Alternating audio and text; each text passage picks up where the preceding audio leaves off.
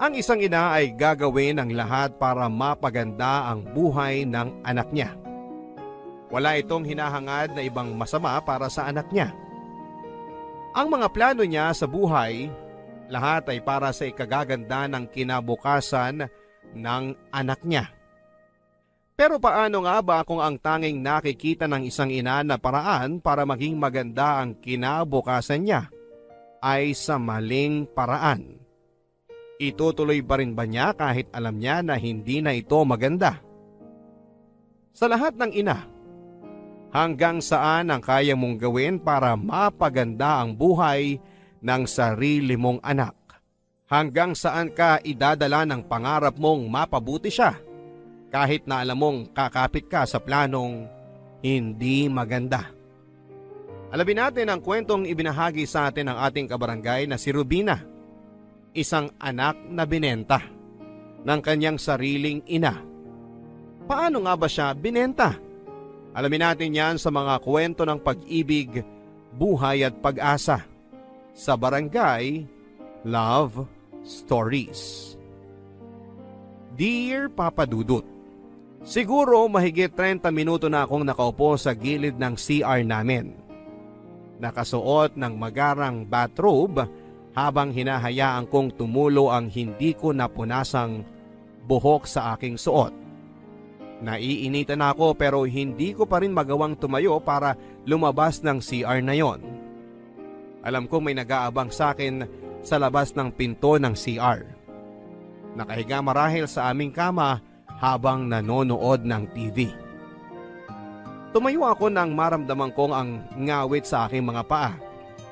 Tinungo ko ang salamin at pinagmasdan ang aking sarili. Hinawi ko ang basang buhok ko. Pinagmasdang mabuti ang aking maputlang mukha. Walang kahit na anong bahid ng kolorete sa mukha. Maganda ako. Yun din ang sabi ng lahat ng nakakasalamuha ko. Matangos ang aking ilong, malalim ang aking mga bilugang mata, at may biloy ako sa kanang pisngi. Kulay malabnaw na kape ang aking mga mata na mas lalong pinaganda ng aking mahahabang pilikmata na nakuha ko raw sa aking ama na hindi ko nakilala. Maganda ang pangako, Papa Dudut. Ang panganglaging sinasabi ng mga kakilala ko na pwedeng pang modelo pero hindi ko yon nagamit para doon. Dahil nagamit ko yon, ang pangangyon para mapa sa akin ng lalaking naghihintay sa labas ng CR na ito. Nakahiga marahil habang nanonood ng TV. Habang naghihintay na lumabas ako. Napabuntong hininga ako. Bakit ko nga ba ginagamit ang kagandahan ko sa ganitong buhay? Sandali lang. Mali na sisihin ko ang sarili ko dito dahil sarili kong nanay ang dahilan, Papa Dudut, kung bakit ako nasa ganitong sitwasyon. Sandali lang. Pumayag ako eh. Kaya ang ibig sabihin lamang nito ay pareho kami ng nanay ko na mali sa sitwasyong ito. Muli akong napabuntong hininga, Papa Dudut. Lumapit ako sa pintuan para buksan na yon pero hindi ko ginawa. Nilapit ko ang aking kanang tenga sa pintuan at pinakinggang mabuti kung ano ang ginagawa ng taong nasa kwarto. Baka sakaling mahagip ng pandinig ko kung ano ang ginagawa niya bukod marahil sa pagkakahiga at panonood ng TV. Nang wala akong halos marinig ay ipinihit ko na ang doorknob para mailuwa na ako ng CR papunta sa kwarto at doon ay nakita ko ang lalaking nasa kama habang nakaharap sa telebisyon na nakamute. Hindi niya ata ako napansing lumabas na ng CR dahil nakatuon ang buong atensyon niya sa kanyang cellphone. Halatang may kausap. Ayoko nang alamin kung sino yon. Dahan-dahan ako, Papa Dudut, na lumapit sa kanya at kung hindi pa ako naupo sa gilid ng kama ay hindi niya mapapansin na nandun ako. Ngumiti ito sa akin. Ngumiti ako pabalik sa kanya at matipid lang. Ngiting alanganin. Ngiting gusto kong bawiin dahil hindi ako masaya sa sitwasyon na meron ako pero wala na akong magagawa dahil nandito na ako. Hinawakan nito ang aking kamay at inangat at saka hinalikan habang nakatitig pa rin sa akin. Umiwas ako ng tingin. Memoryado ko na ang mukha niya. Sa tagal na naming nagsasama. Oo, Papa Dudut. Nagsasama kami, Papa Dudut, pero hindi ako ang asawa ng lalaking ito. Siya si Antonio. 56 years old at isang may kayang negosyante na nakilala ko kung saan ako ibinenta ng nanay ko. Oo, ibinenta ako ng nanay ko. Ako si Rubina at ipapakilala ko sa inyo ang bentahang naganap sa pagitan namin ng ina kong si Dina.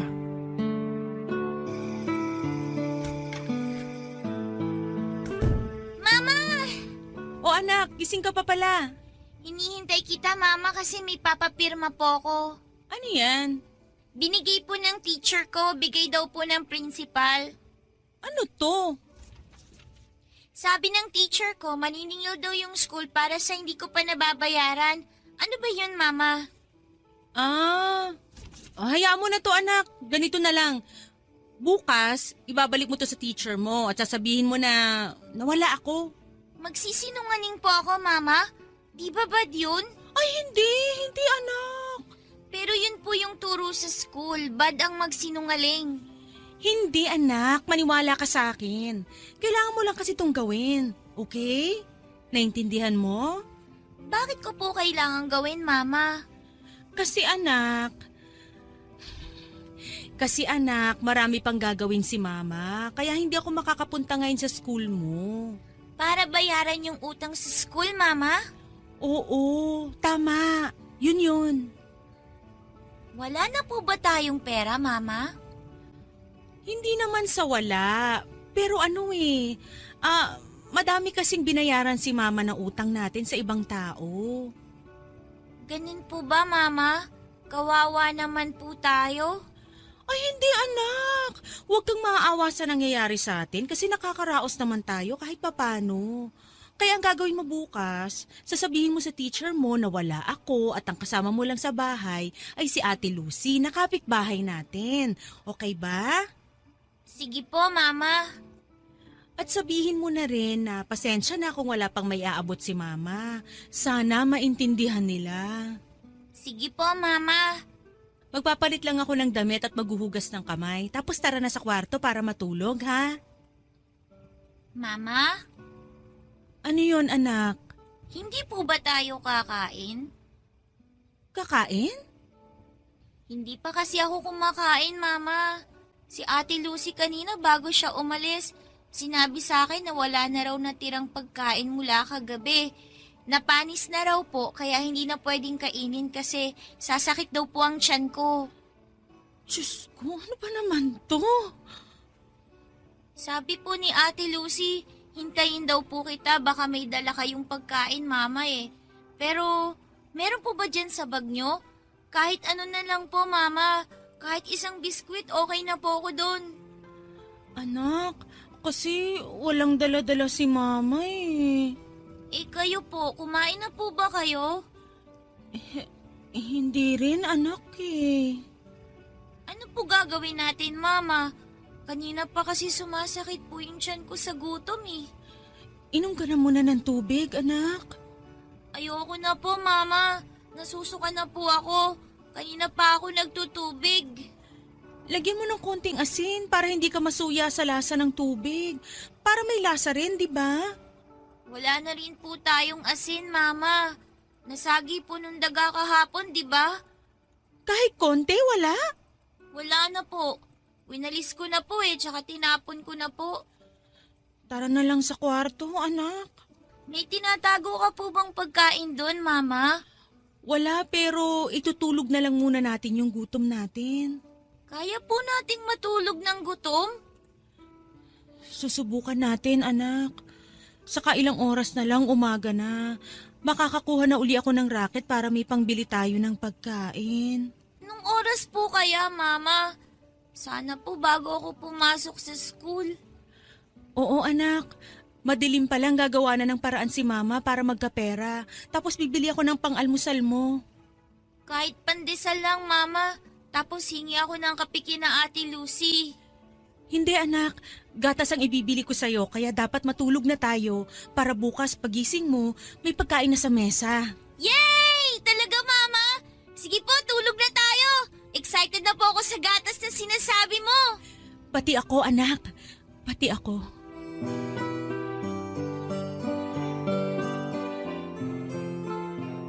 Bata pa lamang ako ay alam kong mahirap na kami ng nanay ko. Nasanay ako na laging itinutulog na lamang ang gutom. Nasanay ako sa lasa ng sardinas na tutubigan para dumami at lalagyan na lamang ng asin kapag nasobrahan sa tubig. Nasanay na rin ang sikmura kong kumain ng mga panis na ulam na hinihingi ng aking nanay sa kapitbahay. Sabi ng kapitbahay namin, kailangan na naming ubusin ang tira-tira nila at wag nang ipaabot kinabukasan dahil mapapanis na yon. Pero hindi naniniwala si Mama. Sinusubukan niya na ipaabot pa kinabukasan pero nasisira na ito. Kapag gano'n na ang nangyayari, nakikita ko ang panghihinayang sa mukha ni Mama. Kung sana naniwala lang siya sa kapitbahay namin na wag nang ipaabot kinabukasan ang ulam na bigay nila. Kung hindi sana niya kailangang tipirin ang ulam na bigay nila para umabot pa kinabukasan, edi hindi sana yon masisira at tanging basurahan ang makikinabang. Nakakalungkot, Papa Dudut. Sa ganitong buhay ako pinalaki ng nanay ko. Sa ganitong buhay ako nasanay. Pinatibay ng kahirapan ng sikmura naming pareho. Mas matibay pa nga ata kesa sa mga dagang nasa estero. Sa totoo lang ay hindi naman daw ganito ang buhay namin noon, sabi ng mga nakakakilala kay Mama. May nakapangasawa raw na Canadian si Mama. Yun po ang aking ama. Bago ako mabuo sa mundong ito ay may maliit sila na negosyo. Nagpapautang daw sila ng mga empleyado ng isang mall. Maganda ang kinalabasan ng negosyo nila pero hindi rin yun nagtagal dahil kailangan bumalik ng aking ama sa Canada dahil nagkaroon ng problema sa kanyang papeles at kung ano-ano pa. Ang sabi niya sa aking ina ay babalik ito pero naghintay ng matagal ang aking ina pero hindi na nagpakita pa ang aking ama. Sising-sisi ito kung bakit hindi niya rin sinabi sa aking ama na buntis na ito. Gusto sana niyang isorpresa noon ang aking ama pero dahil nga sa kailangang umalis kaagad ni Papa pabalik ng Canada ay hindi na niya nagawang sabihin pa. Ang sabi ni Mama sa sarili niya ay hihintay na lamang daw niya ang pagbabalik ng aking ama pero nanganak na si Mama, nailabas na ako sa mundong ito at lumaki. Pero hindi na nagpakita pa kahit anino ng aking ama. Mabilisan lang ding bumagsak ang negosyo ni na Mama at Papa dahil hindi naman sanay si Mama sa pagpapatakbo nito. Ang aking ama raw madalas ang nagpapatakbo ng kanilang negosyo. Taga-suporta lamang daw si Mama. Kaya ayon, noong nag-isang taon ako ay tuluyan nang nawala ang negosyo ni Mama at para mabuhay ako ay sa kung ano-anong trabaho ang pinasok niya. Nagtrabaho ito bilang helper sa isang karinderya. Sumubok din ito na maging masahista pero ang napasukan pala niyang massage parlor ay yung illegal at ibang masahe ang ginagawa. Nagmanicure at pedicure din siya pero dahil hindi naman niya talaga alam na maglinis ng kuko, ay tinigil din niya lalo na noong nagka-impeksyon ng nilinisan niyang paa. Nagbenta na nga rin ito ng mga kawali at ibang mga gamit sa pagluluto. Nilalako niya ito sa kung saan-saan. Bitbit niya ang mga ito habang bitbit pa ako sa kalagitnaan ng tirik na araw. Maraming naaawa kay Mama noon kaya naman may mga nakukuha si Mama na pera mula sa kung kani-kanino na nakikita kami. Kaya naisip niya na mamalimos na lamang kasama ako. Sa una ay gumagana yon, pero nang tumagal, lalo na nang lumaki na ako ay kailangan na rin niyang tumigil dahil hindi na naniniwala ang taong mahirap siya. Lalo na kapag nakikita ako. Dahil nga may dugong Canadian ako ay lumaki akong mistisa at matangos ang ilong. Kaya walang naniniwala na anak ako ng mahirap, na anak ako ng pulubi. Sa paglaki ko ay marami pa akong natunghayang trabaho ng mama ko. Bilib na bilib ako noon sa kanya dahil kahit na ano ang pasukin niya, masiguro lang na makakain kami 2 beses sa isang araw. Masiguro lang na makakapag-aral pa ako. Masiguro lamang na mabuhay ako. Ganyan ako kamahal ng mama ko. Sa murang edad ay ramdam ko na ang pagmamahal niya at ramdam ko ang hirap niya na buhayin ako. Kaya pangako ko noon sa sarili ko paglaki ko, natutulong ako sa nanay ko. Gagawin ko rin ang lahat para masuklian ang ginawa niya para sa akin mula pagkabata hanggang sa pagtanda. Hinding-hindi ko siya pababayaan at sisiguraduhin ko na bibigyan ko siya ng mas magandang buhay. Yung buhay na hindi na niya kailangang maghirap. Gumising ng napakaaga para makipagsapalaran sa labas. Yung buhay na makakatulog siya anumang oras niya piliin at hindi siya gagambalain ng pag-iisip kung saan siya susunod na kukuha ng pera para may pangkain kami. Ayoko nang makita si mama na naghihirap. Pinagdarasal ko araw-araw na sana ay lumaki na ako kaagad para legal ko nang matulungan si mama sa paghahanap buhay. Hindi ko na kasi masikmurang makita siyang unti-unting nagiging manipis ang katawan dahil sa kahirapan at sa pagod. Gusto ko siyang makitang malusog dahil never ko siyang nakitang ganito. Gusto kong magkalaman ang kanyang humpak na mga pisngi. Gusto kong mawala ang mga itim sa ilalim ng kanyang mga mata. Ayoko nang maramdaman ang buto-buto niyang mga kamay at likuran. Gusto kong makita siyang hindi maputla. Gusto kong makita siyang may kulay tulad ng ibang nanay na masigla sa buhay. Gusto kong maging maayos ang buhay ng aking ina bago mahuli ang lahat dahil para sa akin. Si mama ang buhay ko at ang dahilan kung bakit nandito pa ako sa mundo.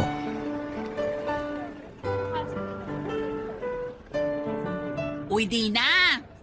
Lucy! Kamusta ka na? Eto, gumanda na. Halatang halata nga. Grabe ang puti mo na. Hindi yung puting maputla yung puting parang artista. Sinabi mo pa. Ang dara ng damit mo. Parang yan yung nakikita ko sa mga magazine Yung mga suot ng mga artista sa ibang bansa. Ang ganda talaga, Lucy. Ay, at saka tignan mo tong nasa leeg ko, oh. Ang gandang kwintas. Yan tong tunay ba yan? Abay, bakit naman ako magsusuot ng fake, di ba? Ang yaman mo na ata talaga, Lucy. Nakakaingit ka naman. Kaya pala matagal ka naming di nakita ni Robina. Kaya ka pala umalis bigla dito sa atin? Eh, alam ko namang wala akong mapapala dito, no? Tama ka dyan. Tingnan mo nga kami, dalaga na si Robina pero andito pa rin at parang araw-araw ay mas lalong humihirap.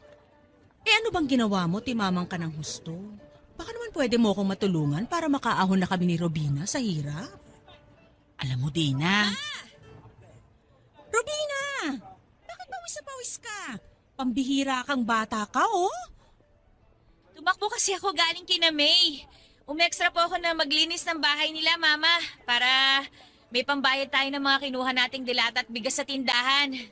Ano ka ba namang bata ka? Sabi ko na sa'yo, huwag ka muna magtatrabaho. Ang sabi ko, mag-aral ka lang ng mabuti at hayaan mo na ako sa mga pagkakakitaan. Eh wala naman po akong pasok ngayon. Sayang naman kung palalampasin ko yon. Pera din yun, Mama. Ito nga pala, 500 oh. Ito po yung bayad sa akin. Binigyan pa ako ng mama ni May ng ulam. Adobong baboy po at 1 kilong bigas. Ikaw talagang bata ka. Pero salamat, anak. Uy, ito na ba talaga si Robina? Ay, pasensya na, Lucy. Oo, ito na si Robina. Ay, kay laki na Napakaganda. Anak, naaalala mo si Ate Lucy mo? Yung nag-aalaga sa'yo noon kapag wala ako? Kayo na po si Ate Lucy. Grabe po, hindi ko na kayo nakilala. Ang laki po ng iginanda ninyo at ang yaman nyo na rin pong tingnan. Ay, hindi lang ako mayamang tignan. Mayaman ako talaga. Oo nga, Lucy. Ano ba yung sikreto mo dyan? Baka naman pwedeng matulungan mo kami. Di naman kami iba sa'yo eh. Well, ngayong nakita ko na si Rubina, alam kong may maitutulong ako sa'yo. Ano ba yun? Rubina, umuwi ka muna. Ihanda mo yung ulam nyo ng mama mo. Mag-uusap lang kami saglit. May pupuntahan lang. Sige po. Saan ba tayo pupunta? Ako ang bahala.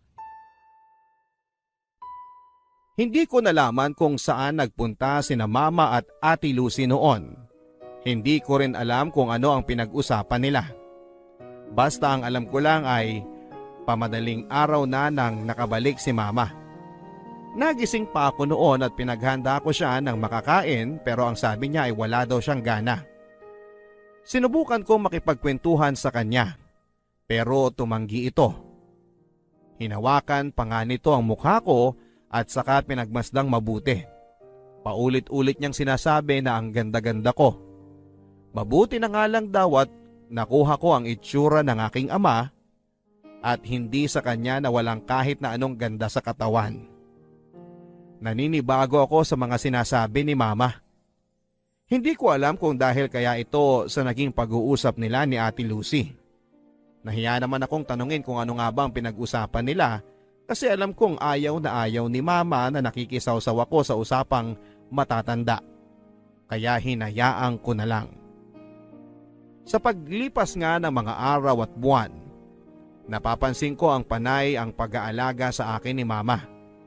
Inaalagaan naman niya ako dati pero triple ngayon na akala mo ay isa pa rin akong sanggol. Binilhan ako nito ng mga lotion, make-up at bagong damit. Ang sabi ko ay wag na niyang gawin yon dahil sayang lamang ang pera. Ang sabi niya ay may extra naman daw siyang kinita kaya okay lang. Para daw maranasan ko ang ibang nararanasan ng mga nagdadalaga. Lagi niyang pinapaalala sa akin na bago ako matulog ay kailangan kong maghilamos gamit ang sabon na binili niya para mapanatiling makinis ang aking kutis. Pinaiiwas din niya ako sa matatabang pagkain at matatamis. Di na tuloy ako nakakabili ng mga mamisong tsokolate. Gusto nito na mag-exercise ako.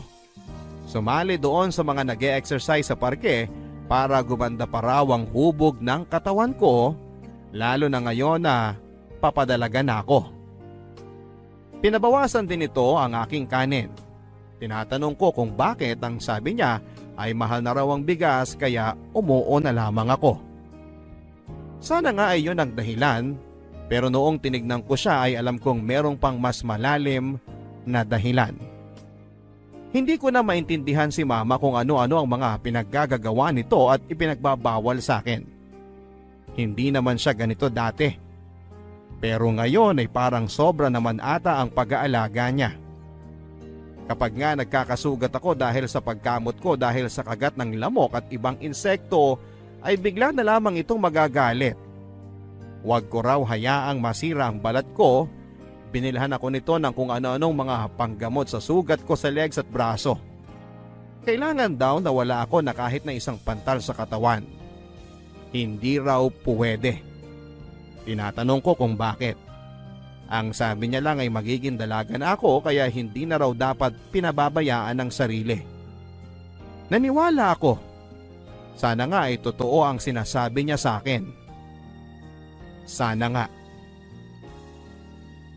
Mabilis na lumipas ang panahon, Papa Dudut, at tuluyan na akong naging dalaga. Nang sumapit ako sa edad na 18 ay tuwang-tuwa si Mama. Sa wakas, yon ang narinig kong sinabi niya. Ang iniisip ko noon ay kaya siya natutuwa dahil may makakatuwang na siya sa paghahanap buhay. Gagawin ko naman talaga yon. Sabi ko kapag nasa legal na akong edad ay tutulong ako kay Mama. Kaya kung ano ang saya niya noon ay masaya rin ako. Marami na akong plano noon at para matuloy ko ang kolehiyo ko ay magtatrabaho ako sa isang fast food. Uso naman yun ngayon Part-time lang na trabaho tapos kapag weekends ay magiging kahera na ako doon sa karinderyang malapit sa amin. Nakausap ko noon ang may-ari at pumayag naman siya. Hindi ko pa nasasabi ang plano ko noon kay mama. Gusto ko kasi siyang sorpresahin at kahit konti pa lang ang maitutulong ko kay mama, pero at least mababawasan na ng konti ang pasanin nito sa hirap sa araw-araw. Isang gabi habang inaayos ko ang resume ko na ipapasa ko sa mga fast food na bala kong pagtrabahuhan ay dumating si mama at maraming daladala. Nilapag nito yon sa mesa at isa-isang nilabas at ipinakita niya sa akin. 3 napakagandang bestida na maiksi, 2 heels at makeup. Meron din itong pabangong nilabas.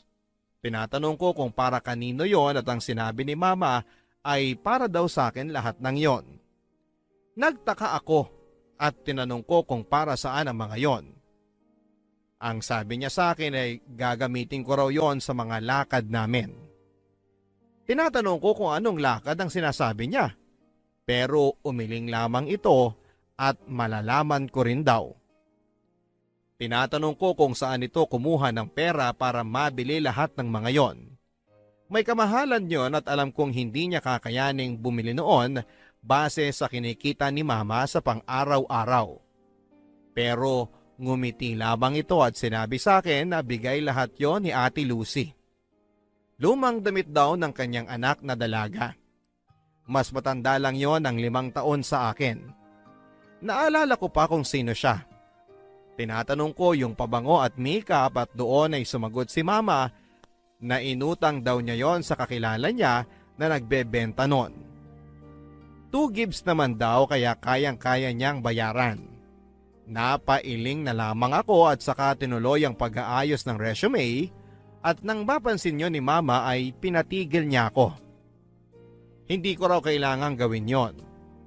Nalilito ako sa mga sinasabi at inaakto niya pero hindi na ako nagtanong pa. Pinatayo niya ako at pinapunta ng CR para maghilamos at maglinis na ng katawan. After noon ay sinabi niya sa akin na matulog na ako dahil marami pa kaming gagawin kinabukasan.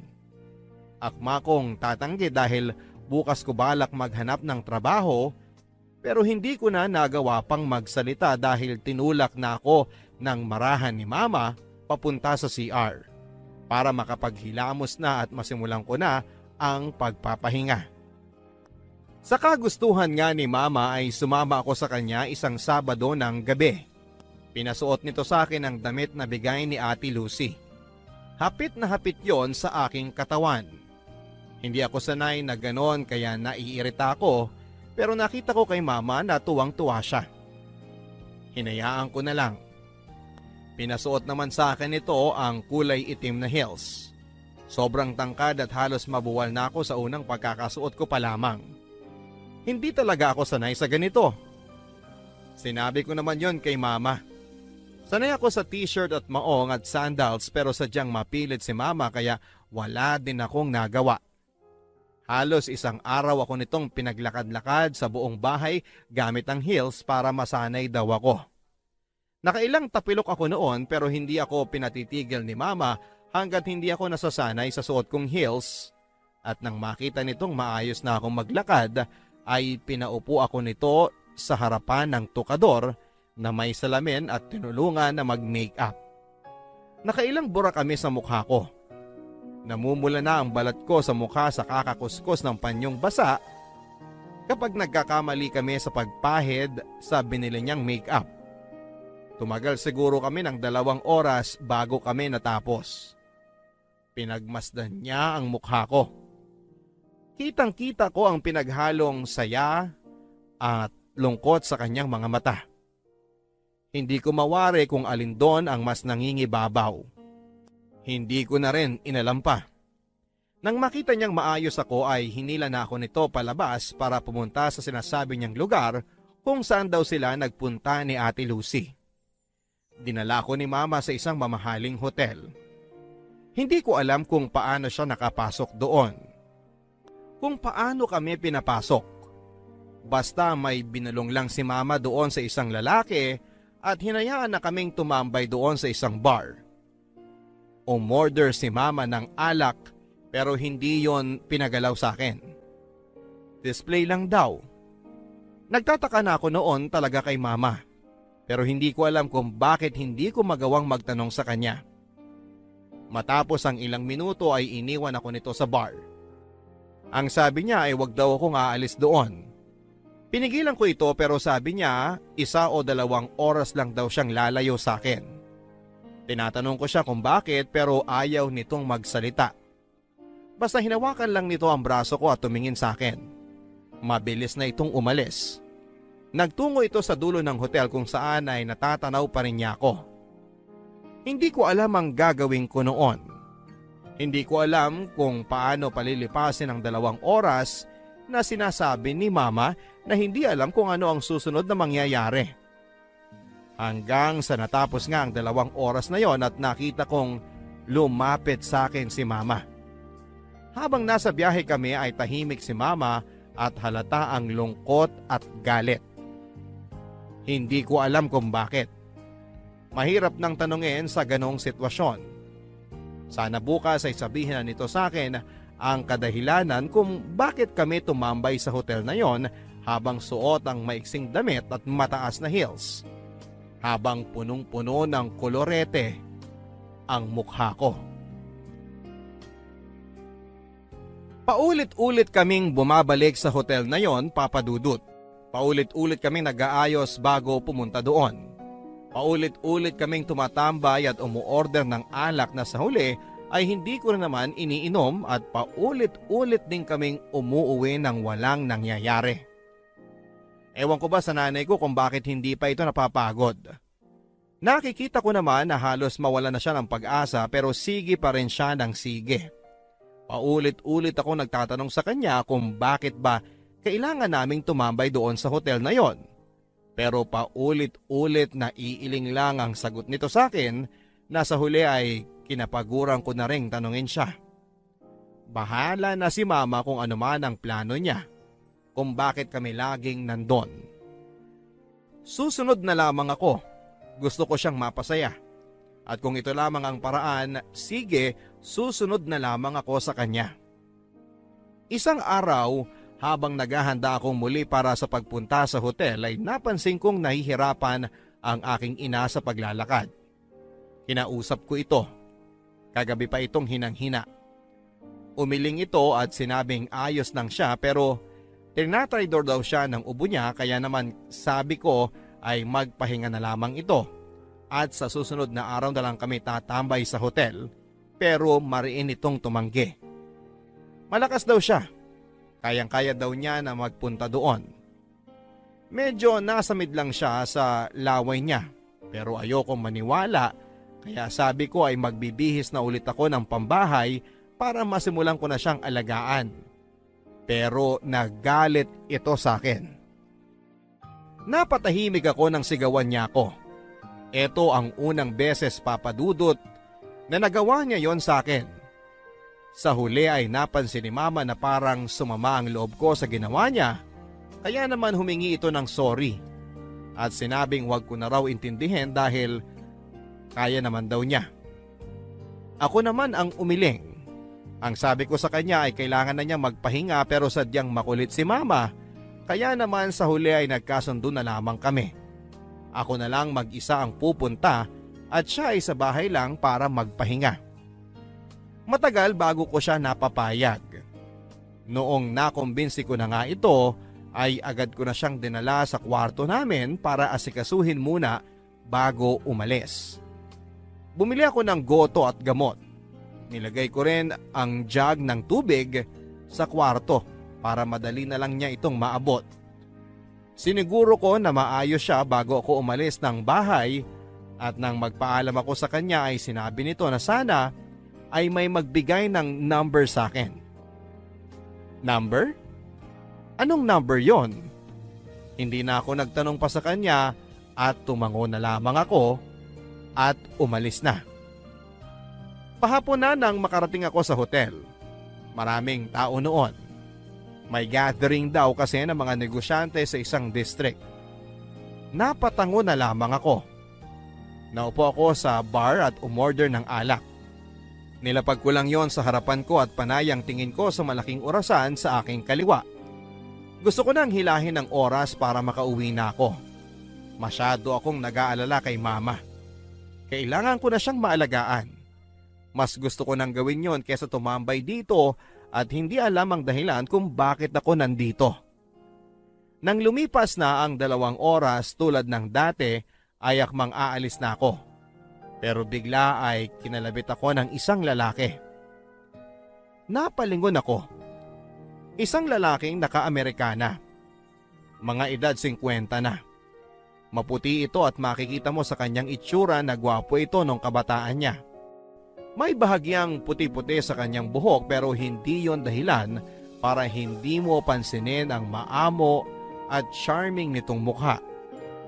Tinatanong ko kung ano ang kailangan niya. Ngumiti lang ito at nagtanong kung madalas daw ba akong tambay sa bar na yon.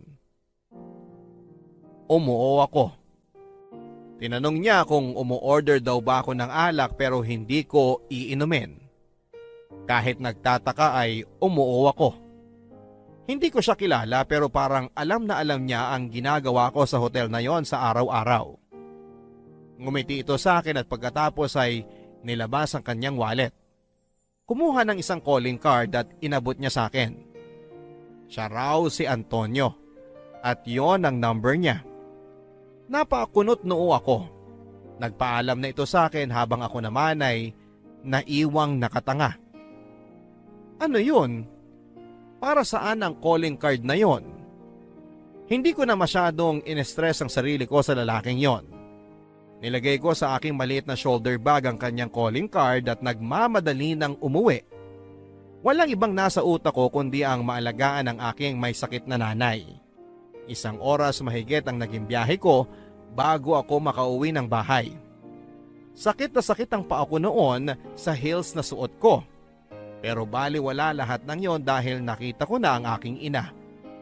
Nagbihis lang ako ng saglit at pagkatapos noon ay inasikaso ko na ang nanay ko. Pagkakita pa lamang nito sa akin ay agad na itong nangumusta sa mga nangyari sa hotel. Doon ay bigla kong naalala ang calling card na inabot sa akin ni Antonio. Ang taas ng lagnat nyo, ma. Mamaya ulit pupunasan ko kayo ng bimpo, ha?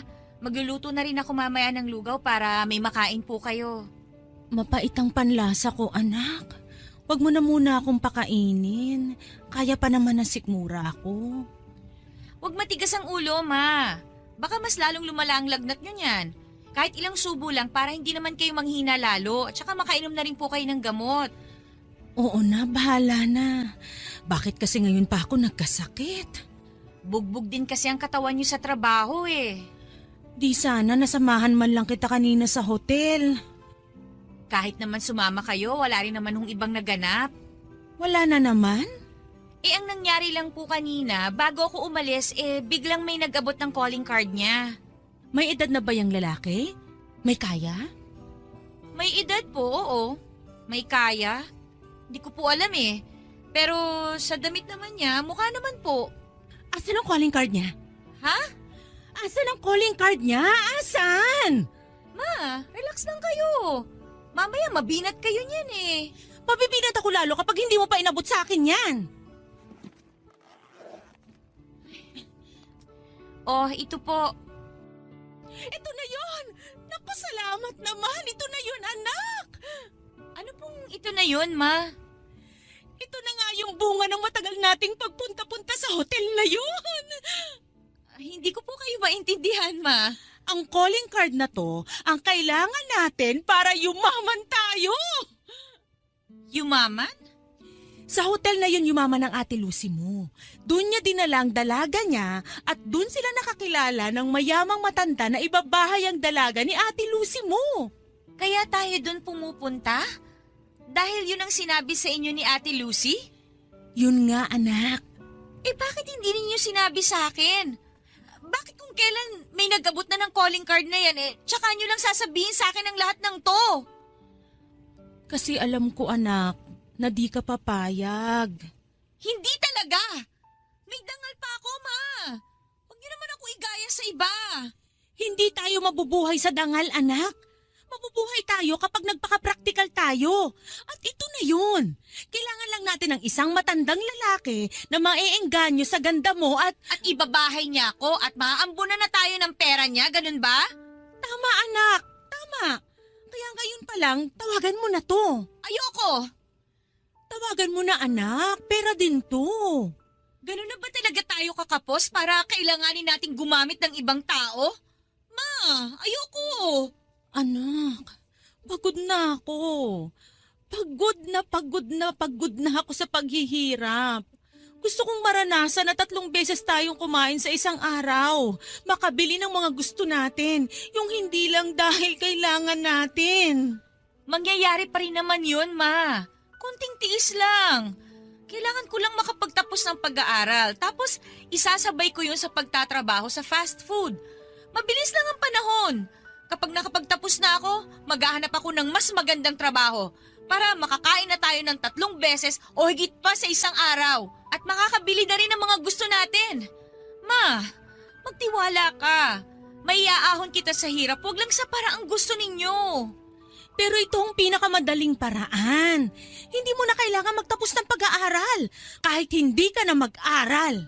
Gusto ko pang mag-aral, Ma. Gusto ko makapagtapos. May pangarap po ako. Pero paano naman ang pangarap ko para sa atin? Gusto kong maging maginhawa ang buhay natin. Mahina na ako at tumatanda na. Ipagkakait mo ba sa akin to? Ang tagal-tagal kong naghirap mula nung iniwan tayo ng ama mo, alam mo yan. Tapos ito lang ang hiling ko sa'yo. Ngayon lang ako humiling sa'yo pero hindi mo pa ako kayang pagbigyan. Ma, Hayaan mo na, Rubina. Huwag ka nang mag-alala. Isipin mo na lang yung dangal mo. Huwag mo nang isipin ang kinabukasan mo. Huwag mo na akong isipin. Kahit na magdildil lang ako ng asin, okay lang sa akin.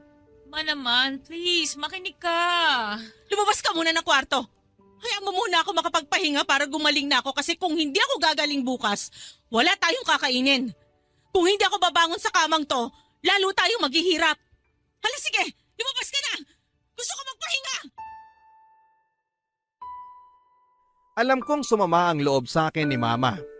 Hindi ako nito iniimik papadudot at hindi kinakain ang mga nilalatag kong pagkain sa kanya. Kaya naman para matigil na ang tampuhan sa amin ay kinuha ko na ang calling card at tinawagan ko yon. Pero hindi ako ang kumausap dahil hindi ko alam kung paano sisimulan. Inabot ko yon kay Mama para siya na ang makipag-usap kay Mr. Antonio. Nang malaman nga niyang tinawagan ko ay tuwang-tuwa at hinalikan pa ako nito sa pisngi bago kinuha ang cellphone sa akin. Lumabas ako ng kwarto para hindi marinig ang usapan nila. Ayokong marinig ang usapan nila. Nang matapos ang pag-uusap nila ay lumabas si Mama sa kwarto at saka ako pinuntahan at niyakap. Maghanda na raw ako at bibili kami ng bagong damit at imimit namin si Mr. Antonio. Dumating nga ang araw ng pagkikita namin sa wakas ni Mr. Antonio. Binilhan ako ni Mama ng mas maiksing damit kumpara sa mga damit na isinusuot ko noon. Mas lalo akong hindi naging komportable sa suot kong yon. Kinakabahan ako noon pero si Mama excited naman. Habang pinagmamasdan ako ni Mama ay hindi ko maiwasang isipin na sarili kong nanay ay ilalako ako. Akala ko ay sa TV lang yon nangyayari. Pero pati pala sa totoong buhay. Nang dumating na sa wakas si Mr. Antonio ay sinalubong na kaagad siya ni Mama na akala mo ay matagal na niya itong kilala. Tuwang-tuwa itong kinausap si Mr. Antonio habang ang lalaking ito naman ay panayang sulyap sa akin. Nag-usap muna silang sandali at hindi ako makarelate sa mga pinag-uusapan nila. At nang sa wakas ay matapos na sila ay ako naman ang hinarap nila. Eto na yon. Dumating na ang kinakatakutan ko. Anak, ito nga si Mr. Antonio. Nabanggit niya sa akin minsan na sobrang gandang-ganda raw siya sa'yo. Salamat po, Mr. Antonio. Antonio na lang at wag mo na akong pinupo. Tumatanda ako lalo eh. Salamat, Antonio. Yan! Mas magandang ang pakinggan, anak. Nasabi na ba sa'yo ng mama mo ang plano namin para sa'yo? Hindi pa. Mr. Antonio, may pahapyaw pa lang kaming usapan nung nalaman ko na binigay mo nga ang calling card mo sa kanya nung nakaraan. Good. At least ngayon, di ka na masyadong mabibigla sa mga malalaman mo at mangyayari. Ano po ba yung mangyayari? Gusto ko pong malaman.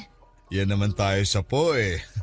Ay nako. So, Dina, sino ba ang maunang magsabi sa kanya? Ako ba o ikaw? Mukhang mas kailangang ako na lang, Mr. Antonio. Anak, Robina, ganito kasi yon. Itutuloy ko lang at mas ipapaliwanag pa sa'yo yung gagawin natin, ha? Yes, Ma. May nakahanda ng kwarto para sa inyo ngayong gabi, anak. Kaming dalawa lang? Yes, anak. Kayong dalawa lang. Ma, bakit? Kasi yun yung napag-usapan, anak. Ready ka na ba? Hindi. Hindi. Anak, nandito na tayo. Huwag mo naman akong ipahiya, please. Dito natin malalaman kung makakatikim na tayo ng ginawa. Mr. Antonio, ready na siya. Papakapehin ko muna siya. Mukhang kinakabahan eh. Kung di pa naman siya handa, pwede namang sa ibang araw na lang. Ay, hindi. Ngayon na natin simulan. Sayang naman yung binayad sa kwarto. Di ba, anak? Di ba, anak? Opo, Mama. Okay, good. Wait lang ha. Sagutin ko lang tong client ko. Umorder lang kayo ng umorder dyan. Ako nang bahala. Panyero! Anak, ano ba naman yan? Napag-usapan na natin to, di ba? Walang lugar ang pag-iinarte mo. Binibigla niyo naman ako, May. Ganun talaga. Huwag ka na magulat sa mga susunod pa. Basta makinig ka na lang sa akin at umoo sa lahat. Nasimulan na natin to, huwag na tayong aatras. Malapit na tayo sa ginhawa. Ma, baka naman... Kung iniisip mong umatras, mabuti pang magkalimutan na tayong dalawa. Ayoko nang walang isang salita. Pumayag ka na sa usapang to. Gawin mo ang lahat ng gustong ipagawa ni Antonio sa'yo, oras na makapasok ka na sa kwarto nyo. Pero Ma... Wala nang pero-pero. Sumunod ka na lang. At sumunod nga ako sa gusto ni Mama.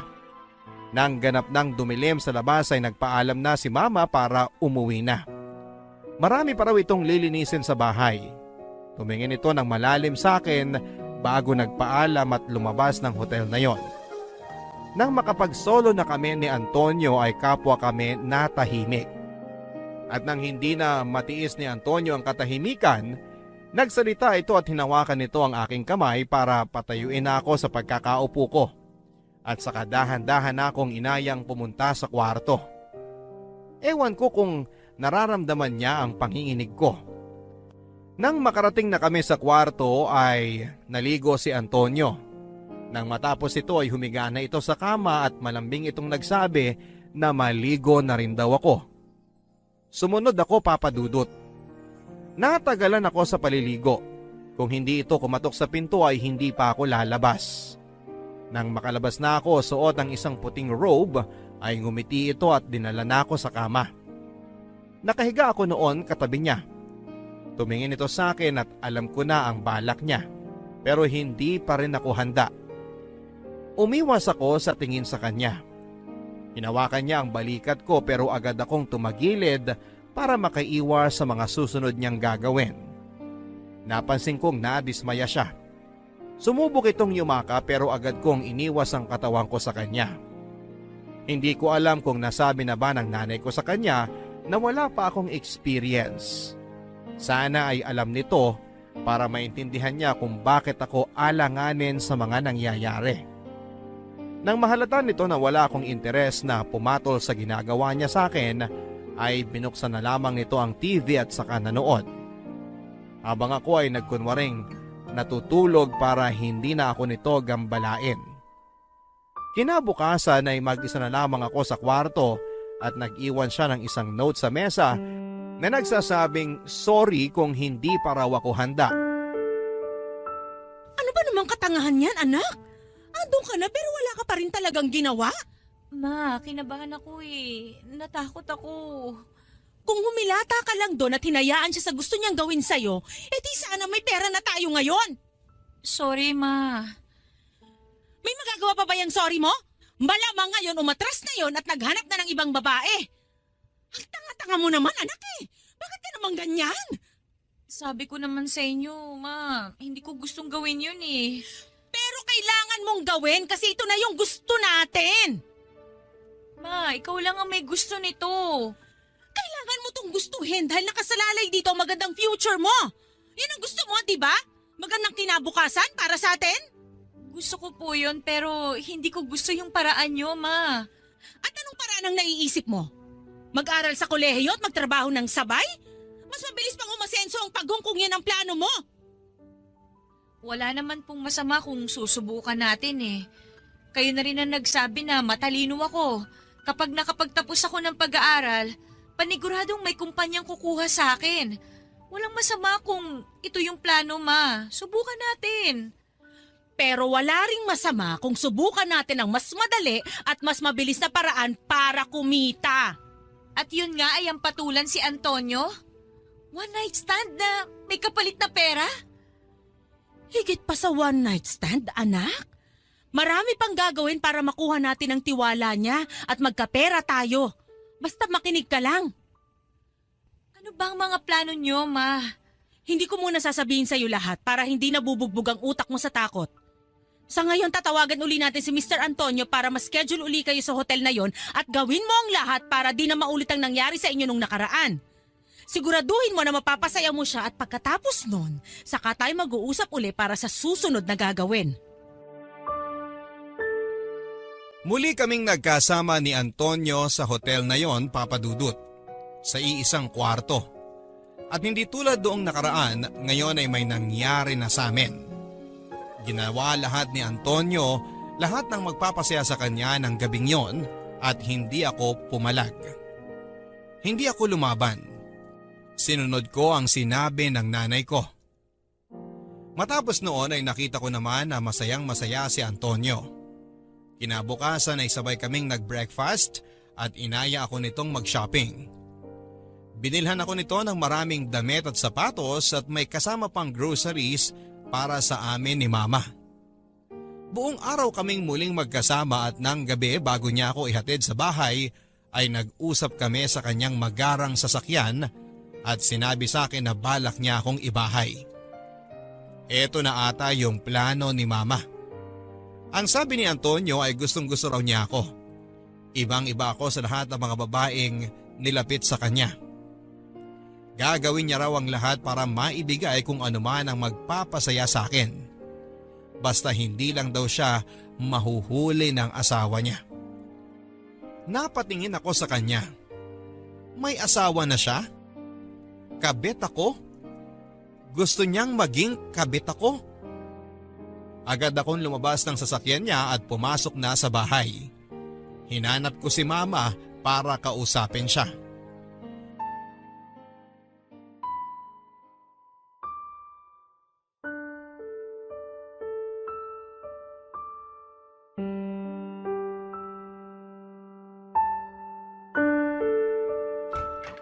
Ma? Ma? Andito ako sa CR! Ma? Alam niyo ba na may asawa si Antonio? Oo. At hindi niyo man lang naisip na sabihin sa akin to? Nakalimutan ko siguro. Nakalimutan? O sinadya niyo para hindi ako umatras sa plano niyo? O siya, aaminin ko na. Sasabihin ko naman dapat sa'yo pero plano ko pagkatapos ng may nangyari sa inyo na. Baka kasi dahil doon umatras ka pa. Talagang aatras ako kung sinabi niyo kagad nung una pa lang. Inuubos niyo ang dangal na meron ako. Tapos na nangyari na. Na-text na ako ni Mr. Antonio at masaya siya sa'yo. Ito na yun, anak. Huwag mo na masyadong isipin ang asawa niya. Ikaw na ang bagong nagpapasaya sa kanya. Nakakadiri ka, Ma! Bakit mo ko ginaganito? Dahil para sa future mo to. Puro na lang kayo future ko! Oo, dahil para sa akin, yun ang pinakamahalaga. Mas mahalaga kaysa sa magpapasaya sa akin? Magiging masaya ka kapag maayos ang future mo. Kailangan mo lang pagdaanan to. Maniwala ka, anak. Wala akong ginawa na hindi para sa'yo. Lahat to para sa'yo. Makinig ka sa akin, anak. Lahat to para sa'yo. Muli akong sumunod sa mga sinabi ni Mama. Nagkausap na ulit sila ni Antonio at wala pang isang linggo ay nilipat kami sa isang kondominium, malayo sa mismong tirahan ni Antonio. Wala kaming ibang bitbit kundi ang sarili namin. Ang sabi ni Antonio, lahat ng kailangan namin ay nandun na. Magsabi lang daw kami kung may kulang pa para maipadala niya. Tuwang-tuwa si Mama nang makita ang malaking condominium unit na ibinigay sa amin ni Antonio. Agad itong humiga sa kama at nang makontento na ay saka nagbukas ito ng ref. Mas lalo itong naging masaya nang makitang umaapaw sa lusog ang ref namin. Yun pa lang ang unang beses na nakita ko ang sagad na saya ng aking nanay. At kahit papaano ay naging masaya din ako. Hindi ba yun naman talaga ang pangarap ko? Ang makita siyang masaya habang iniaahon siya sa hirap. Tuwing weekends ay kasama ko si Antonio hanggang Lunes ng umaga. Kapag andon si Antonio ay nagche-check-in naman si Mama sa isang hotel na malapit lang sa kondominium para makapag-solo kami ni Antonio. Nakasanayan na namin ang ganong klase ng setup. Nakasanayan ko na ito. Nakasanayan ko nang maging kabit. Mabait naman si Antonio, kaya naman hindi ako nahirapang pakisamahan siya sa totoo lang. Lagi itong nakikinig sa mga sinasabi ko at lahat ng gusto ko. Kahit hindi ko sabihin ay ibinibigay niya. Ang sabi niya ay gusto lang daw niyang maging masaya dahil gustong gusto niya ako. Kapag ganito na ang ginagawa at sinasabi niya ay medyo gumagaan na ang loob ko hanggang isang araw. Hindi ko na namalayan na nahuhulog na ako sa kanya. Pero alam kong dapat na hindi ako mahulog ng todo.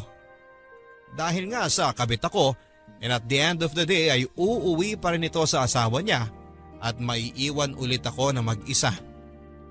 Kaya nga sinusulit ko na ang araw na kasama ko siya para maiparamdam na na-appreciate ko lahat ng ginagawa niya para sa amin ni Mama. Pinagluluto, minamasahe, pinapakinggan at inaalagaan ko siya. Hindi dahil ito ang gusto ni Mama, kundi ito ang gusto ko Umalis na ba dahil si Antonio? unti-unti nga ay nahuhulog na Kaayos ang lang loob po. ko sa kanya sa Pinagluto mo ba siya bago paglipas umalis? ng panahon. Oo naman, Ma. Lagi naman eh. Kumain ka na ba, Ma? May natira pa po ako sa niluto ko. Papainit ko na lang sa microwave. Naku, hindi na. Kumain na ako sa labas kanina. Kumusta naman kayo? Okay lang. Ganun pa rin. Kabit pa rin at kailangan niyang umuwi sa asawa niya. Eh bakit parang nasasaktan ka dyan? Kasi nasasaktan naman talaga ako, Ma. Sino bang hindi, di ba? Kabit ako. Hanggang dun lang ako. Eh di magpabuntis ka. Ano? Alam mo, naisip ko lang wala ito sa plano. Uunahan na kita. Maganda siguro kung magpapabuntis ka sa kanya para alam mo na, mas malaki yung ibibigay niya sa'yo na sustento. At hindi lang yan. Forever na siyang nakatali sa'yo kahit kabit ka lang kasi nagkabunga na kayo eh. Yun lang naman ang naisip ko. Seryoso ka ba, Ma? Gusto mo na maglabas ako ng walang kamuwang-muwang na bata sa mundong to para makaranas ng hindi buong pamilya at pagmamahal? Seryoso ba kayo, Ma? Eh wag ka namang magalit. Naisip ko lang naman yun. At least anak, alam mong di na siya kakawala sa'yo kasi may responsibilidad na siya sa'yo. At saka diba pangarap niyang magkaanak talaga? Eh hindi yun mabigay sa kanya ng totoong asawa niya. At ano, Ma? Ay, kapag nabigay mo yun sa kanya, baka Baka ikaw na ang mahalin niya at hindi na ang asawa niya. Maibibigay na niya sa iyo ang atensyon at pagmamahal na kailangan mo kasi ikaw ang nakapagbigay sa kanya ng anak na pangarap niya. Pag-isipan mo ng mabuti, anak. At paano ang asawa niya? Wala na tayong pakialam doon. Ang gagawin lang natin ay ikaw ang pupwestong reyna ng buhay ni Antonio kapag nagkaanak ka na. Siya pwera na ang legal wife kapag gano'n na ang nangyari. Hindi, Ma. Ayoko. Ayoko. Anak, sabi mo lahat susundin mo. Lahat ng sasabihin ko gagawin mo. Pero hindi yung magpabuntis at sirain ang relasyon nilang mag-asawa. Mabuti na nga lang at hindi pa nalalaman ng asawa niyang tungkol sa amin eh. Paano kung malaman niya? Saan tayo pupulutin? Hihimas tayo ng rehas, Ma, alam niyo ba yon? Tapos balak niyo pang magpabuntis ako? Eh di lalong mas mataas ang kasalanan nun. Kawawa naman si Antonio, Ma. Naaawa ka kay Antonio? Concerned ka sa kanya? Hindi naman sa ganon, Ma. Nahahalata na kita eh. Gusto mo siya, no? Tapos na ang usapan natin, Ma. Gusto mo nga siya. Mahal mo siya. Kaya ayaw mo na siyang bigyan pa ng isang isasakit ng ulo niya. Magpapahinga na muna ako, Ma. Huwag kang masyadong magpakalunod sa puso mo. Utak pa rin ang gamitin mo. Tandaan mo, kabit ka pa rin at hanggang dun lang yon.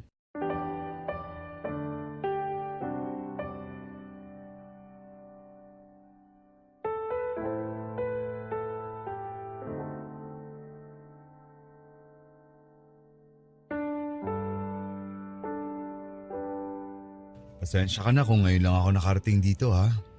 Birthday kasi ng biyanan ko eh, di ako basta-bastang pwedeng umalis. Okay lang yon.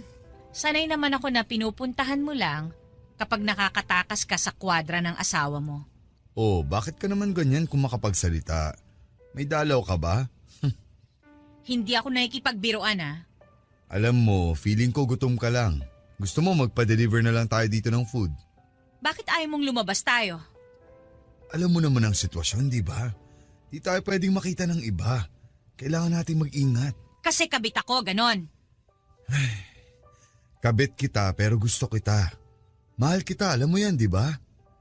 Pero kabit pa rin ako. Pero mahal kita. Pero mahal mo pa rin ang asawa mo. Hindi naman siguro mawawala yun kasi asawa ko na yun eh. Eh ano pang ginagawa ko dito sa buhay mo? Kung hindi rin naman palang mawawala ang pagmamahal mo sa asawa mo. Pag-uusapan ba natin to ulit? Bakit hindi na ba pwede? Di ba napag-usapan na natin to? Kala ko klaro na tayo sa sitwasyon natin. Habang tumatagal, nagiging malabo na ulit ang lahat.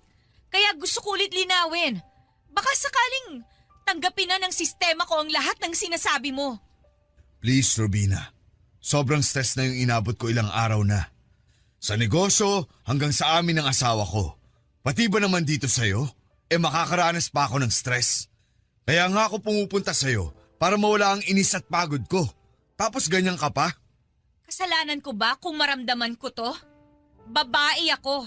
Malamang nasasaktan ako sa sitwasyon ko, lalo na't ano? Lalo na't mahal na kita.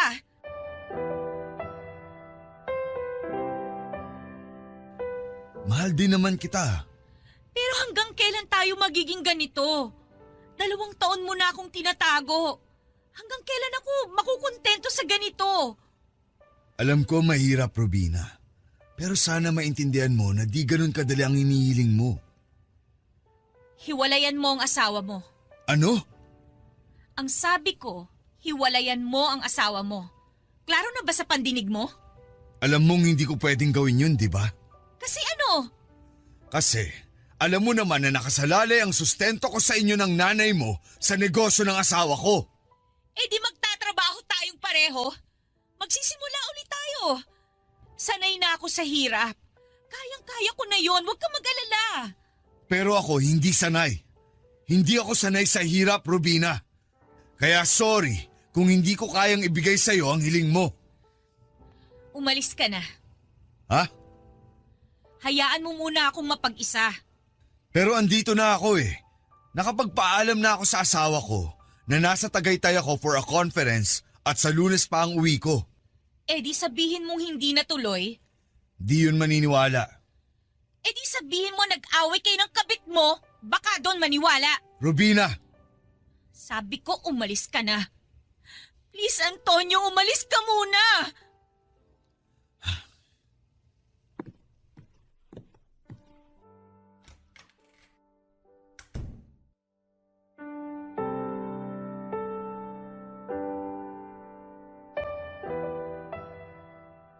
Pagkasara ng pintuan ay umiyak ako ng todo.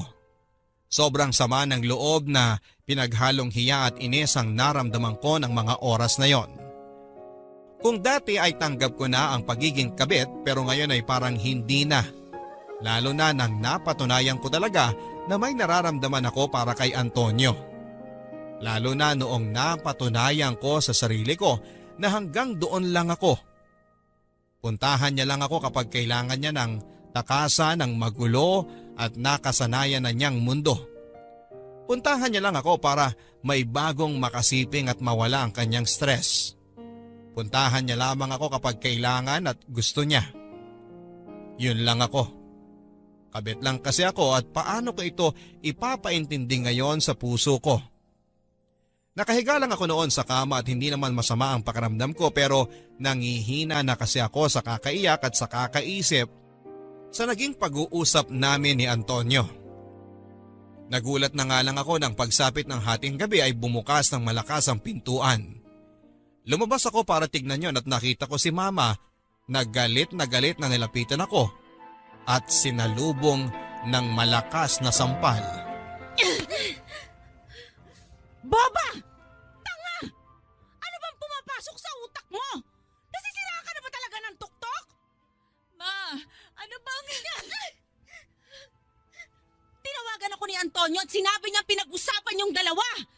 Hindi ka na ba talaga nahiya sa mga pinagsasabi mo, Robina? Hindi na ba talaga? Sinabi ko lang kung ano yung nararamdaman ko. Masama ba yung ganon, Ma? Oo, masama! Lalo na kung wala sa lugar. Gusto mo ba talaga mawala sa atin lahat ng pinaghirapan natin na to? Sa ating dalawa ako lang ang naghirap para mapunta tayo sa ganitong sitwasyon. Sumasagot ka na? Nanunumbat ka pa? Sinasabi ko lang kung ano ang totoo. Sinasabi ko lang ang nararamdaman ko. Yang nararamdaman mo, ikakapahamak mo. Kung gusto mo maging tahimik tayo, itiko mo yung bibig mo at pigilan mo ang nararamdaman mo. Naintindihan mo ba ako? Hindi. Hindi ko na kayo maintindihan, Ma. Hindi. Huwag mo akong inaartihan ng ganyan, Robina. Huwag kang tatanga-tanga dyan.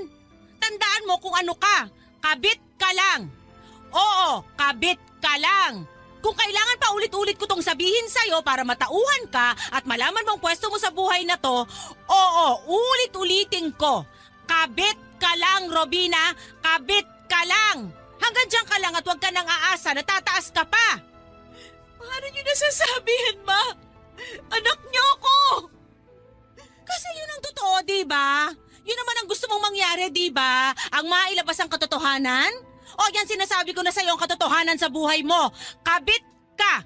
Kabit ka lang, Robina! Oo, kabit ako! Pero kayo ang dahilan kung bakit ako naging kabit! Pasalamat ka nga at ginawa kitang kabit. Kung hindi kita nilako kay Antonio, hindi magkakalaman niyang katawan mo. Matutulog kang gutom at hindi ka makakatikim ng mga pagkain na pangarap mong kainin mula pagkabata. Kaya huwag ka nag-iinarte dyan. Matuto ka magpasalamat. Eh di salamat, Ma! At ginawa mo akong kabit! Kung hindi dahil sa inyo, siguro ngayon nakahanap na ako ng lalaking single at mamahalin ako. At hindi ipaparamdam sa akin na may kahati ako! Salamat, Ma, ha? Kasi dahil sa inyo, natuto akong makontento sa pirang-pirasong binibigay sa akin na pagmamahal at atensyon. Thank you! Sobrang thank you, Ma! Good! Matuto ka magpasalamat. At ito pa ha, uulitin ko. Isaksak mo sa utak mo na kabit ka, okay? Kabit ka. Kabit, kabit. Wala kang karapatang humiling pa ng sobra kasi ano ka? Kabit. Hindi ako makapaniwala sa mga narinig kong salita na lumabas sa bibig ng aking ina. Ganito na ba siya kagahaman sa pera at nagawa niya akong masaktan sa mga salita niya? Alam ko sa sarili ko na kabit ako pero yung paulit-ulit na banggitin sa'yo ng nanay mo, yung nanay mo mismo ang magsasabi sa'yo nito ay parang dinudurog ang loob ko. Hindi ko na magawa pang umiyak noon. Mas lalong bumigat ang loob ko. Nagkulong ako sa kwarto nang umalis si mama. Umaga na ako nakatulog noon at bago magtanghali ay nakatanggap ako ng tawag mula kay Antonio. Ayoko sanang sagutin dahil masama pa rin ang loob ko pero sa pagkakataong yon, siya lang ang alam kong magpapagaan ng loob ko. Nakakatawang isipin na kung sino pa ang taong dahilan kung bakit durog na durog ang puso ko ay siya ring dahilan para gustuhin mong mabuo ka. Sinagot ko ang tawag niya. Sinubukan kong pakalmahin ang sarili ko para hindi na ito maramdamang kagagaling ko lang sa mahabang oras ng pag-iyak. Nagsorry ito at sinabing mali siya sa mga sinabi niya. Gusto niyang magkita kami noon. Naka-check-in lang daw siya sa malapit na hotel sa condominium. Gusto niya raw akong makita dahil hindi siya sanay na hindi ako nakakasama sa mga ganong araw. Naging marupok ako, Papa Dudut. Wala pang 20 minuto ay nakabukas na ang pintuan at andon siya para yakapin ako. At doon ay muling may nangyari sa amin.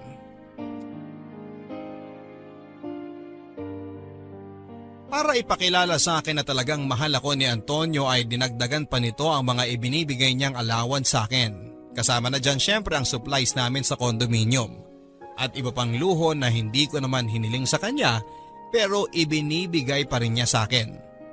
Dinagdagan din niya ang araw na magkasama kami. Imbis na 2 araw lang ay naging 3 araw na. Paminsan-minsan ay lumalabas na rin kami pero sa malayong lugar para hindi kami makilala ng mga tao. Kontento na ako sa ganoon at sa tingin ko, at least ay naipaparamdam pa rin sa akin ni Antonio na kahit kabit ako ay mahal pa rin ako nito. Natuwa naman si mama sa mga nangyayari at panay ang sabi nito na ituloy ko lang daw ang ganito. Iwasan ang away sa pagitan namin ni Antonio at itago na lamang ang nararamdaman ko para hindi na gumulo ang plano. Konting-konti na lang daw at mawawala na ang nararamdaman nito para sa asawa niya. Konting-konti na lang daw at mapupunta na sa akin ang lahat ng pagmamahal ni Antonio. Para akong robot na sunod ng sunod kay mama. Kahit sa totoo lang ay masama pa rin ang loob ko sa mga pinagsasabi nito sa akin noong mga nakaraan. Hinihintay ko na magsorry ito at bawiin lahat ng mga masasakit na sinabi niya sa akin pero wala ito sa sistema niya. Na para bang hindi nakaprogram sa kanyang katawan ang salitang sorry. Talagang pinaramdam pa rin niya sa akin na ako ang mali sa mga nangyari sa nakaraan, na siya ang tama at dapat lang ako makinig sa kanya. Sa unang beses sa buhay ko ay namuhi ako bigla sa nanay ko. Sa paglipas ng mga araw, naging masaya at kontento na lamang ako sa mga nangyayari. Siguro nga ay natanggap ko na lamang na hanggang dito na lamang ako talaga. Mabubuhay ako bilang isang kabit at siguro ay oras na para tanggapin na habang kasama ko si Antonio, habang mahal ko siya, ay mananatiling kalahati lang ang maibibigay nito sa akin dahil ang kalahati ay laging nasa asawa niya na kailangang araw-araw kong taguan. Ingatan at iwasan dahil kung hindi ay mawawala ang natitirang kalahati ng puso ni Antonio at ayaw kong mangyari yon. Dahil kahit kalahati lang yon, kailangan ko yon. Dahil doon lang ako nakakapit. Dahil doon lang ako pwedeng umasa sa kalahating pagmamahal ni Antonio para sa akin. Sandali lang.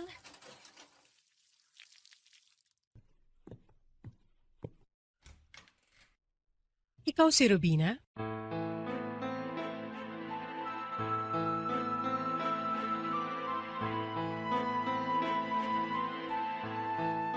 Opo, may kailangan po ba kayo? Pwedeng pumasok? Sino muna kayo at ano po ang kailangan ninyo? Maganda ang condo unit mo, ha? Mukhang mamahalin. Sino ka ba? Hindi kita pinapapasok kaya pwedeng lumabas ka na? Mamahalin din ang mga gamit dito. Uulitin ko. Lumabas ka na bago pa Bago ako... ka tumawag ng pulis? Go! Tumawag ka na pero do it for me. Kasi ikaw ang ipakukulong ko dahil kinabit mo ang asawa ko. Ano? Oh, come on, Rubina. Sa tingin mo talaga ay itatago nyo ng maayos ang relasyon nyo ng asawa kong si Antonio? Hindi ako tanga. Hindi ko alam ang sinasabi mo. Please, umalis ka na. Hindi mo alam.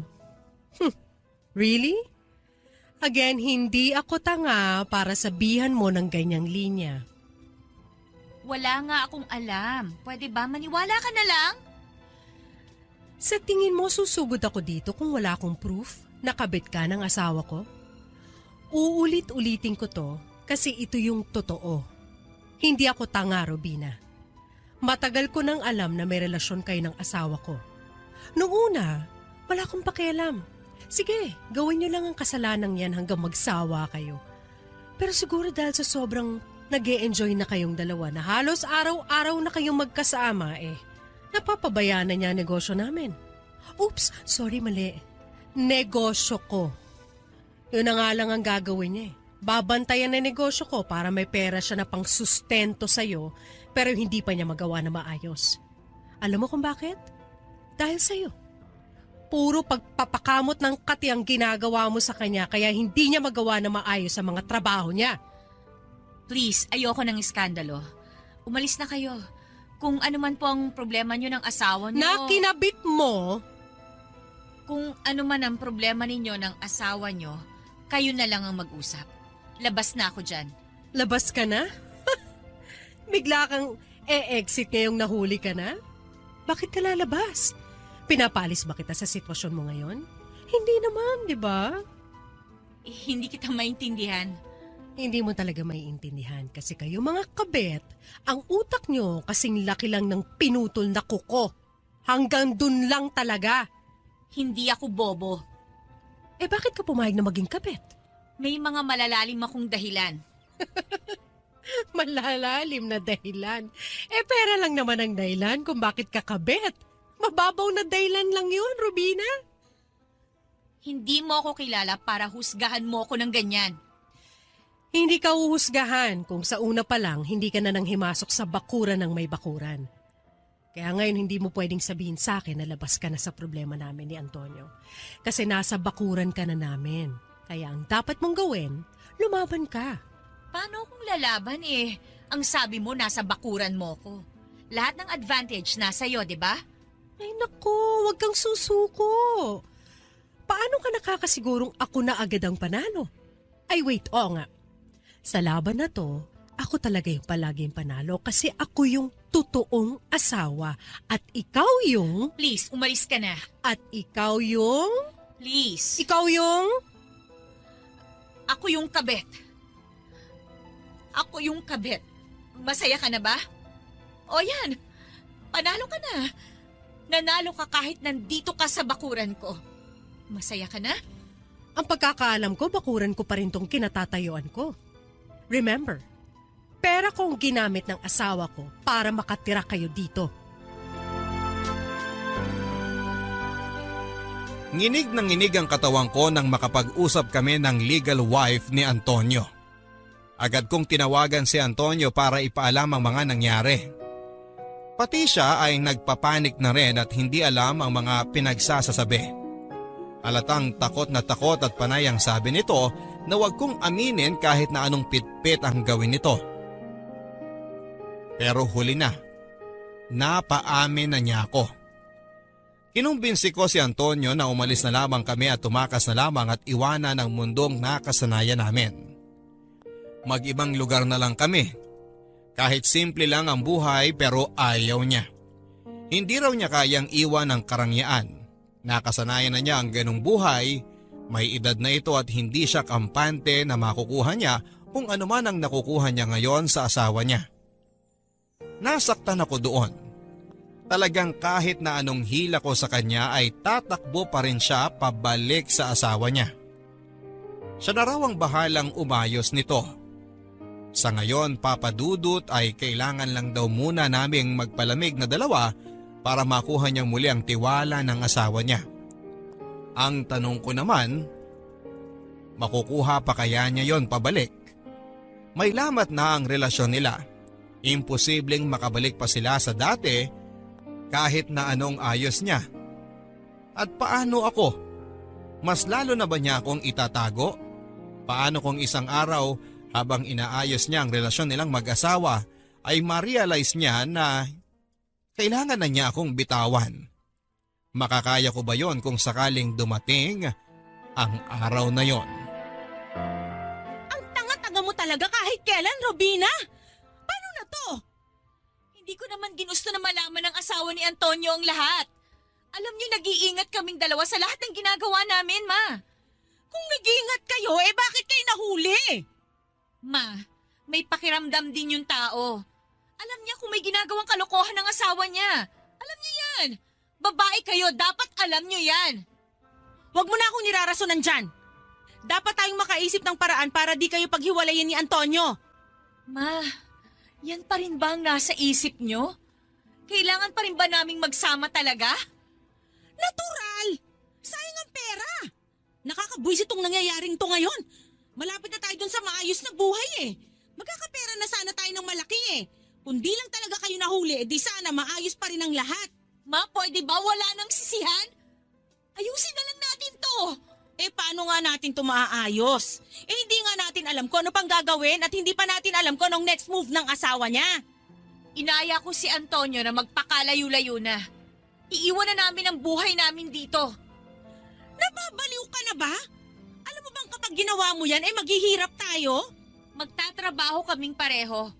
Kakayanin namin basta magkasama kaming dalawa. Walang magagawa yung pagsasama niyong dalawa, lalo na kung wala kayong pera. Alam niyo naman na nasa asawa niya ang pera tapos ilalayo mo si Antonio sa asawa niya? Anong gusto niyong gawin ko, Ma? Manatili kang kabit at manatili si Antonio sa asawa niya para mabigay pa rin sa atin ang kailangan natin. Gusto niyong maging kabit lang ako habang buhay, ganun ba? Oo, gusto kong maging kabit ka kasi dyan ka lang magaling. Wala ka ng ibang pwedeng marating kundi maging kabit. Magpakatotoo tayo. Diyan ka na magaling Bakit di pa natin pagkakitaan, di ba? Ang baba na ng tingin niyo sa akin, Ma. Bakit ganun? Hindi naman tayo ganito dati, Dati lagi niyong sinasabi sa akin na mataas ang pangarap niyo para sa akin na balang araw makakaahon tayo sa hirap kasi kaya nating diskarte ang dalawa. Pero ngayon, ako na ang ginagamit niyo para makaahon kayo sa hirap. Ang selfish niyo naman, Ma. Sobra kayong selfish. Ay bakit? Di ka ba nakikinabang sa ginagawa natin? Nakakahiga ka sa magandang kama dahil sa pagiging kabit mo. Nakakakain ng sobrang sarap na mga pagkain na dati nakikita mo lang sa TV ng kapitbahay. Nakakasuot ka na ng magagandang damit na hindi amoy maduming basahan dahil sa pagiging kabit mo. Naisip mo ba yon? Oo, Ma. Naranasan ko lahat ng magagandang bagay na yan dahil sa pagiging kabit ko. Pero natanong niyo ba kung masaya ako? Masaya ako na kabit? Na laging pangalawa lang ako sa kanya? Na nasasaktan ako kapag oras na para bumalik siya sa asawa niya? Na natatakot ako na isang araw, hindi na siya pumasok sa pintuan na yan dahil na-realize na niya na dapat doon siya sa asawa niya at hindi sa akin na kabit lang. Araw-araw yan ang tumatakbo at nananakot sa utak ko, Ma. Pero natanong niyo ba yon? Hindi. Kasi wala kayong ibang nasa utak kundi pera! Pera! Pera! Huwag mo akong sinisigawan! Nanay mo pa rin ako at kung hindi dahil sa akin, patay ka na ngayon! Kaya kung may pagagawa man ako sa'yo, gawin mo bilang kabayaran sa pagpapalaki ko sa'yo! Huwag kayong mag-alala, Ma. Kung kailangan nyo na talagang singilin lahat ng ginastos nyo sa pagpapalaki sa akin, babayaran ko yun. Pero sa tamang paraan. Yung paraan na may dangal pa rin ako kahit papano. At hindi yung gagawin nyo akong kabet. Babayaran ko kayo, Ma. Maghintay lang kayo.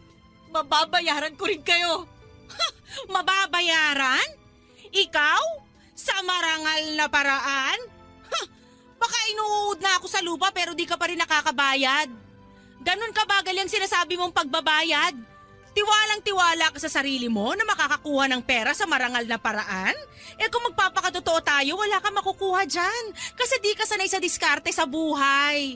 Kaya tanggapin mo na lang na sa pagiging kabit ka lang magkakapera. Sa pagiging kabit ka lang magaling, kaya isaksak mo yan sa utak mo. Ano ka uli? Ha?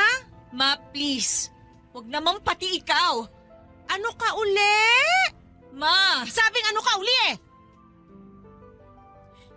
isa kong kabit. Good! Isaksak mo ng paulit-ulit yan sa utak mo kasi hanggang dyan ka lang. At huwag ka nang umasa na aangat ka pa dyan. Ambisyosa! Ang mga salita ng nanay ko ang naging anesthesia ko para tuluyan na akong walang maramdaman. Sinubukan kong tawagan si Antonio pero hindi ito sumasagot. Tulad ng sabi niya ay kailangan muna naming magpalamig sa mata ng asawa niya. Nangako naman siya papadudot na babalik siya pero hindi niya masasabi kung kailan. Nagpapadala pa rin siya ng pera tuwing nakakatsyempo siya, madalas ay si mama ang nakakakuha ng pera. Hindi pa rin kami nakakapag-usap ng nanay ko, malamig na rin ang turing niya sa akin na hindi nakatulong sa lungkot na nararamdaman ko. Pakiramdam ko tuloy ay mag-isa na lamang ako. Ang mga mahal ko sa buhay, unti-unting nawawala dahil sa mga sinunod kong desisyon nila. Nakakulong lang ako madalas sa kondominium. Walang makasama dahil si mama ay madalas na wala. May bago itong boyfriend na nakilala niya minsan sa pagbabar at doon niya nilulustay ang kalahati ng perang pinapadala ni Antonio na para sana sa amin. Nakakulong lang ako madalas sa kondo. Nakatingin sa cellphone at umaasang tatawag si Antonio para mapagaan ang loob ko pero dumilim na. At liliwanag ng muli pero hindi pa rin nagpaparamdam si Antonio. Paano na ako? Ikukulong ko lang ba ang sarili ko sa ganito? Makukontento sa paghihintay sa kanyang pagbabalik? Makukontento lang sa kung ano yung itatapon sa akin na parang alagang aso? Hindi ko alam kung ilang buwan akong ganito. Basta ang alam ko isang araw ay hinarap ko ang salamin. At hindi ako nakontento sa mga nakita ko. Ang layo na ng itsura ko sa dati. Mas lumalim ang aking mga mata dahil sa puyat at sa kakaiyak. Nagnipis na ang pisngi ko at halos hindi ko na rin nadadaanan ng suklay ang mahaba kong buhok. Namumutla ako pati ang mga labi ko na tuyong-tuyo na rin tulad ng nararamdaman ko. Hindi ito pwede. Hindi pwedeng ganito na lamang ang nakikita ko sa salamin palagi. Pumasok ako sa banyo, hinubad ang namamaho kong damit at sinimulan ko ng buksan ang shower. At hinayaang linisan nito ang katawan ko na matagal nang nababad sa dumi. Nang makontento ako ay lumabas na ako at saka dumiretso sa kwarto. Binuksan ang kabinet at hinanap ang pinapulang bestidang meron ako. Nahanap ko yon. Napangiti ako. Sinuot ko yon at saka pinagmasdan ang sarili ko sa malaking salamin. Napakaganda ko pa rin. Sinuklay ko ang aking buhok at pinahira ng kolorete ang aking mukha. Makapal na makapal ang lipstick ang magdadala sa akin ngayon. Nang makontento na ako sa pinintahan kong mukha ay tinungo ko na ang lalagyan ng sapatos. Pinili ko papadudot ang pinakamataas na heels na meron ako. Kulay itim yon at bagay sa pulang bestida ko. Muli kong tinungo ang salamin sa aking kwarto. Napakaganda ko sa refleksyon ko. Bago ko umalis ay siniguro kong madadampian ang damit at balat ko ng mamahaling pabango na ibinili sa akin ni Antonio nang nagtungo ito sa ibang bansa. Napapikit ako habang ini-spray ko ito sa sarili ko. Nang makontento na ako ay kinuha ko na ang susi ng kondo at ang maliit na shoulder bag ko. Lumabas ako at nag-abang ng taxi at nang makakuha na ako ng taxi ay nagpahatid na ako kung saan ay nagsimula ang lahat. sa hotel kung saan kami unang nagkakilala ni Antonio. Sa hotel kung saan ay napatunayan ko kung saan lang ako magaling, ang maging kabit. Tinungo ko ang bar at umorder ako ng alak pero hindi ko yon gagalawin.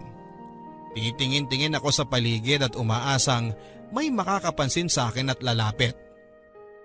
Para saan? Para maging kabit nila. Kasi doon lang naman ako magaling, hindi ba? Ang maging kabit at wala na akong iaangat pa doon kasi yun naman ang sabi ng nanay ko. At pakiramdam ko ay tama siya. Hanggang doon lang ako. Napangiti na lamang ako habang iniisip yon. Kung sakaling hindi na babalik si Antonio, siguro naman ngayon ay kapag ginalingan ko ay makakahanap ulit ako ng bago. Yung magbibigay ng kalahati ng puso niya sa akin. Makukontento na ako sa ganon kasi yun lang naman dapat ang asahan ng isang kabit na katulad ko.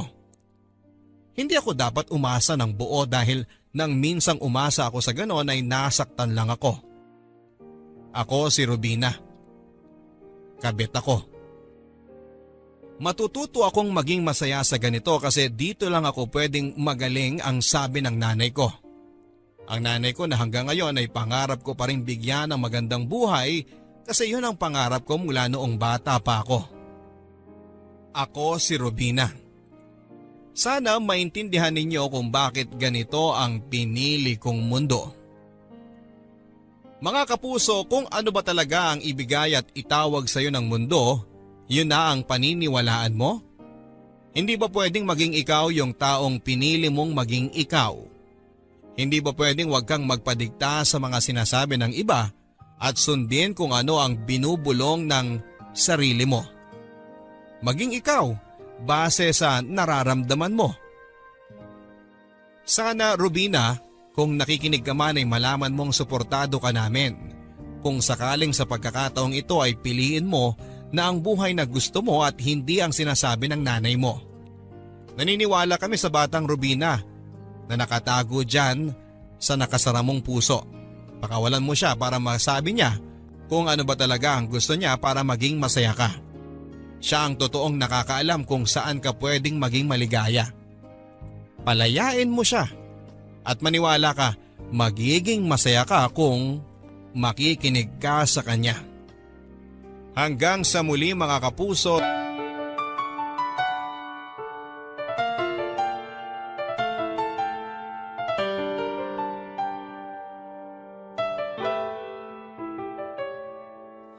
Ang buhay ay mahiwaga, laging may lungkot at saya. Sa Papa Dudut Stories, laging may karamay ka.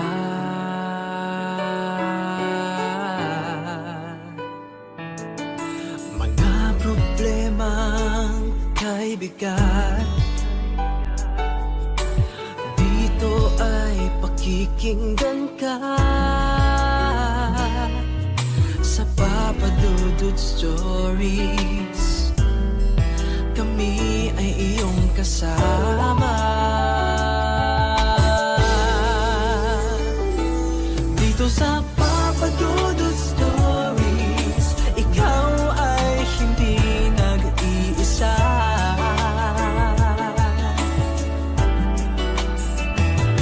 Dito sa Papa Dudut Stories, may nagmamahal sa'yo. Papa Dudut Stories, Papa Dudut Stories.